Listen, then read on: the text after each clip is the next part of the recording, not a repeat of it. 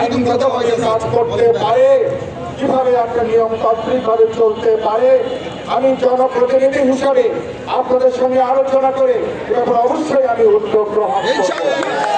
প্রয়োজন বোধে আমি পার্লামেন্টে বিল উত্থাপন করে সরকারের সাথে আলাপ আলোচনা করে আমি এখানে বহুতলার টার্মিনাল মালিকদের আমরা কি করতে পারি সেই ব্যবস্থা আমি সেখানে করবো। এখানে মাদকের সমস্যা, নৈরাজ্যের সমস্যা, মানুষের যানবাহনের নিরাপত্তার সমস্যা আছে এবং এই সমস্যা ঐক্যবদ্ধভাবে সমাধান করতে হবে। সবাই রাজি আছেন তো? আমি সেখানে বলেছি, আজকে আমি দেখছি কেউ কেউ নির্বাচনের আগেই হুমকি ধামকি দেওয়া শুরু করেছেন। আপনারা কি ভয় পাচ্ছেন না? ভয় পাচ্ছেন না? হুমকি ধামকি কখন দেয়? যখন পায়ের নিচে মাটি থাকে না, যখন আত্মবিশ্বাস থাকে না, যখন দেখছেন কেউ কেউ ভরাডুবির আশঙ্কা করছে, এই জন্য হুমকি দিচ্ছেন। কোন হুমকির কাছে যে মানুষ জেগে উঠেছে, তারেক রহমানের অনুসারীরা, খালেদা জিয়ার দল, তার অঙ্গ সংগঠন, তার কোটি কোটি মানুষ দেশব্যাপী যেভাবে জেগে উঠেছে, কোন চাঁদাবাজ, কোন সন্ত্রাসী, কোন মাফিয়া, তাদের কাছে আমরা মাথা নত করতে পারি। আমরা যদি সত্যের পক্ষে, ন্যায়ের পক্ষে, শ্রমিকের অধিকারের পক্ষে, মালিকের তাদের স্বার্থের পক্ষে আমরা কাজ করি, সুতরাং সে কারণের জন্য কোন অন্যায় আপনার কোনোভাবে আমরা মেনে নেব না। আরেকটা কথা বলতে চাই, অনেকে আমরা দেখছি কালো টাকা ছিড়ানোর চেষ্টা করছেন এবং বলছেন হাত ছিড়ালে নাকি কাকের অভাব নাই। নির্বাচন আসলে অনেকে টাকার বস্তা নিয়ে হাজির হতে পারে। আমি পরিষ্কার বলতে চাই, 17 বছর ধরে আমরা লড়াই করছি ভোটের অধিকারের জন্য, আমরা লড়াই করছি নিজেদের মার্কা পছন্দের জনপ্রতিনিধি নির্বাচন করবার জন্য। এবার ধানের শীষের পক্ষে যে গণজোয়ার তৈরি হয়েছে, ঢাকা 12 আসনে প্রধানের পক্ষে যে গণজোয়ার তৈরি হয়েছে, অনেকে ভয় পেয়ে কালো টাকা নিয়ে অনেকে নেমে পড়েছে। আমরা কি কালো টাকার কাছে আত্মসমর্পণ? ওরা টাকা দিয়ে আমাদেরকে কিনতে চায়, টাকা দিয়ে ওরা আমাদের মান সম্মান ইজ্জত তারা কিনতে চায়, ওরা আমাদের আত্মাকে ওরা কিনতে চায়। সুতরাং কোন চাপ, হুমকি, কালো টাকা, কোন সন্ত্রাস, চাঁদাবাজ 12 আসনে তারা কোন জনপ্রতিনিধি হতে পারে।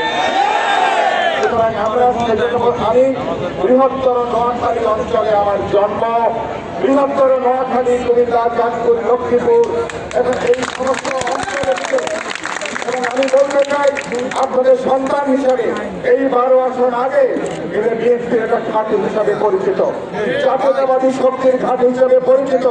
91 সাল থেকে শুরু করে জানি নির্বাচন বাদ দিলে প্রত্যেকটা নির্বাচনে বিএনপি এবং তার পক্ষের নেতারাই এখানে বিজয়ী হয়েছে। এবারও 12 তারিখ আপনাদের ভালোবাসে, আপনাদের সমর্থনে কোদাল মার্কা, বিএনপি জোটের মার্কা, বিপুল ভোটে, বিপুল ব্যবধানে আমরা জয়লাভ করব। এই কোদাল সভ্যতা বিনির্মাণের হাতিয়ার। জন্মের সময় লাগে, মারা যাওয়ার সময় লাগে, মাঝখানে মানুষের জীবনের কোদাল গুরুত্বপূর্ণ হাতিয়ার।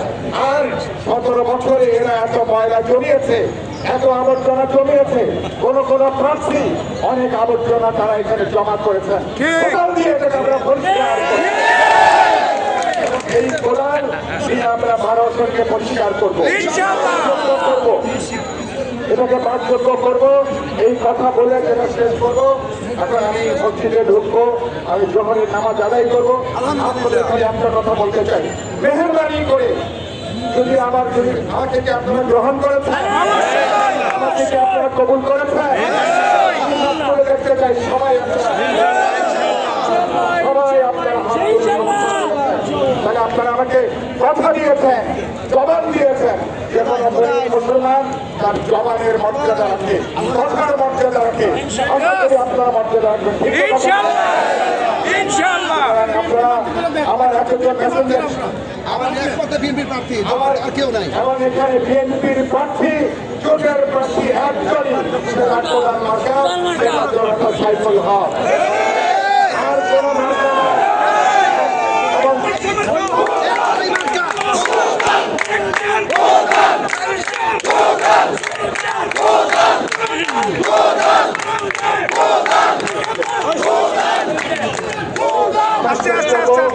আপনারা প্রতিটা শ্রমিকের ঘরে যাবেন, মালিকের ঘরে যাবেন, অন্যদের ঘরে যাবেন।